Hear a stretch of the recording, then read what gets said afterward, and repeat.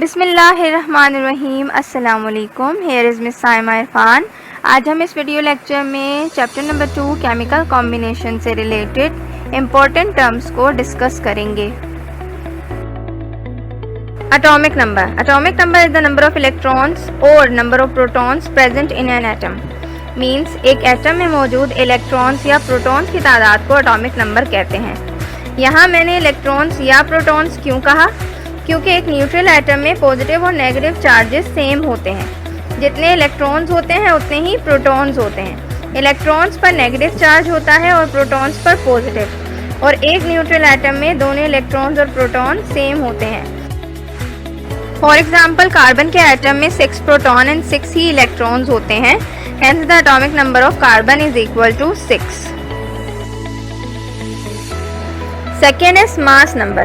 Mass number is the total sum of number of protons and number of neutrons. Means अगर हम एक atom में मौजूद number of protons and number of neutrons को add करते हैं तो वो उस एटम का एटॉमिक मास कहलाता है। फॉर एग्जाम्पल कार्बन एटम में 6 number of protons and 6 number of neutrons होते हैं। अगर हम इन्हें ऐड करें तो आंसर क्या आएगा? 12। सो 12 is the atomic mass of carbon atom. Have you ever think why we write formulas of atoms or molecules? जब हम एटम्स और मॉलिक्यूल्स के लेंथी नेम्स की बजाय एटम्स और मॉलिक्यूल्स को इनके सिंबल्स और नंबर ऑफ एटम्स के साथ लिखते हैं तो इसे फॉर्मूला कहते हैं। There are two types of formulas, empirical formulas and molecular formulas. First is molecular formula. Molecular formula indicates the actual number and type of atom in a molecule. Means ऐसा formula जो molecule में मौजूद atoms के actual numbers को show करता है, यानी वो एक्चुअल रेशो जिस रेशो में एटम्स कंबाइन होकर एक मॉलिक्यूल बनाते हैं उसे मॉलिक्यूलर फॉर्मूला कहते हैं। For example molecular formula of glucose is C6H12NO6। C6H12NO6 glucose molecule में मौजूद carbon, hydrogen and oxygen atoms के एक्चुअल नंबर्स हैं, जिन नंबर्स में ये तीनों एटम्स कंबाइन होकर ग्लूकोज मॉलिक्यूल फॉर्म कर रहे हैं। Second is empirical formula, EF, simplest formula. A formula that gives only the relative number of each type of atoms present in a molecule. Means वो formula जो molecule में मौजूद atoms के relative numbers को show करता है। Means atoms की simplest atomic ratio को शो करता है, एम्पिरिकल फॉर्मूला कहलाता है। For example the formula of glucose is C6H12NO6। अगर हम ग्लूकोज मॉलिक्यूल में मौजूद एटम्स के इन एक्चुअल नंबर्स को एक ऐसे नंबर से डिवाइड कर दें कि ये सिंपलेस्ट रेशो में कन्वर्ट हो जाए, जैसे कि हम प्रीवियस वीडियो लेक्चर्स में डिस्कस कर चुके हैं। सो स्टूडेंट किस नंबर से डिवाइड करेंगे? जी 6 से। 6 1 6, 6 2 12 and 6 1 6। So the ratio become CH2NO। This is the empirical formula of glucose.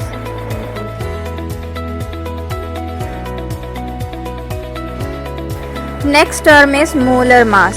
Molar mass of a substance is its relative molecular mass expressed in grams. Means अगर हम substance के relative molecular mass को grams में express करते हैं तो वो इस एटम या मॉलिक्यूल का मोलर मास कहलाएगा।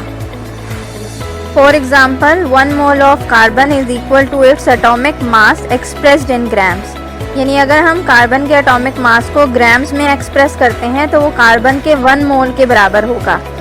सो कार्बन का एटॉमिक मास अगर 12 है और अगर हम उसे ग्राम में एक्सप्रेस कर देते हैं तो ये इसका मोलर मास कहलाएगा। 12 gram of carbon is equal to molar mass of carbon. How we can calculate the molar mass of a molecule or formula? किसी मॉलिक्यूल या फॉर्मूला के मोलर मास को मालूम करने के लिए हम सबसे पहले मॉलिक्यूल में मौजूद एटम्स के मोलर मासेस को उनके नंबर ऑफ मोल्स यानी उन रेशोज से मल्टीप्लाई करते हैं जिन रेशोज में वो कंबाइन होकर एक मॉलिक्यूल फॉर्म कर रहे हैं। देन हम उन एटॉमिक मासेस को ऐड कर देते हैं और जब ऐड करते हैं तो जो फाइनल रिजल्ट हमारे पास आएगा वो किसी मॉलिक्यूल या फॉर्मूला का मोलर मास होगा। For example, calculate the molar mass of ammonia NH3. Ammonia का मोलर मास मालूम करने के लिए हमें अमोनिया में मौजूद एटम्स के एटॉमिक मासेस मालूम होने चाहिए, जो कुछ यूँ हैं।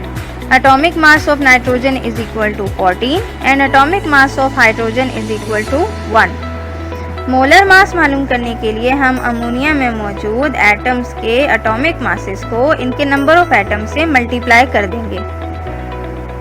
नाइट्रोजन के एटम्स कितने हैं? 1, तो हम नाइट्रोजन के एटॉमिक मास 14 को 1 से मल्टीप्लाई करेंगे। जबकि हाइड्रोजन के नंबर ऑफ एटम्स कितने हैं? 3, तो हम हाइड्रोजन के एटॉमिक मास यानी 1 को 3 से मल्टीप्लाई करेंगे। तो आइए मल्टीप्लाई करते हैं। 1 14 = 14 एंड 3 1 = 3। अब इन नंबर्स को ऐड कर देते हैं। 14 + 3 = 17। अब हम इस नंबर को ग्राम्स में एक्सप्रेस कर देंगे, तो ये इसका मोलर मास बन जाएगा। So 17 gram is equal to molar mass of ammonia.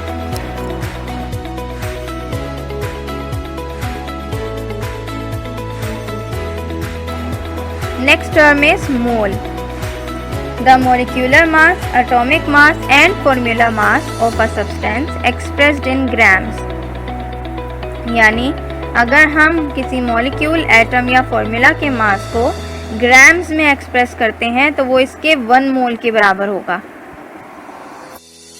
So students, अब आप मोलर मास और मोल में कंफ्यूज हो रहे होंगे, तो आइए प्रीवियस एग्जाम्पल देखते हैं। 1 mole of carbon is equal to 12 gram, यानी कार्बन के मास को यानी 12 को अगर हम ग्राम्स में एक्सप्रेस कर दें तो ये इसका मोलर मास है, यानी 12 ग्राम कार्बन का मोलर मास है।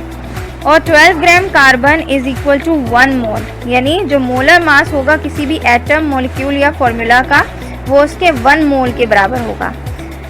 This is molar mass and molar mass of any atom, molecule and formula is always equal to mole. अगर मैं इस मास को डबल कर दूं तो ये 2 मोल के बराबर हो जाएगा। सो स्टूडेंट्स, आपको आसानी से समझ आ गया होगा कि मोलर मास और मोल में क्या फ़र्क है। Our next term is Avogadro's number. A mole of a substance always contains the same number of particles, atoms, ions, molecules or formula unit, irrespective of its state, solid, liquid or gaseous, that is 6.02 × 10⁻23 particles. Means किसी atom, molecule और formula units के 1 मोल में यानी 1 मोल में atoms की तादाद fix होती है, यानी फिक्स नंबर ऑफ एटम्स होते हैं, जो कितने हैं? 6.02 × 10⁻23 and this is Avogadro's number. For example, 1 mole of carbon, magnesium, water and carbon dioxide always contain the fixed number of atoms, that is 6.02 × 10⁻23। आप देख सकते हैं कि चारों सब्सटेंसेस यानी carbon, magnesium, water and carbon dioxide के 1 मोल में fix number of atom हैं, जो कितने हैं? 6.02 × 10⁻23 and this number is Avogadro's number. उम्मीद करती हूँ स्टूडेंट्स आपको ये लेक्चर आसानी से समझ आ गया होगा। Thank you.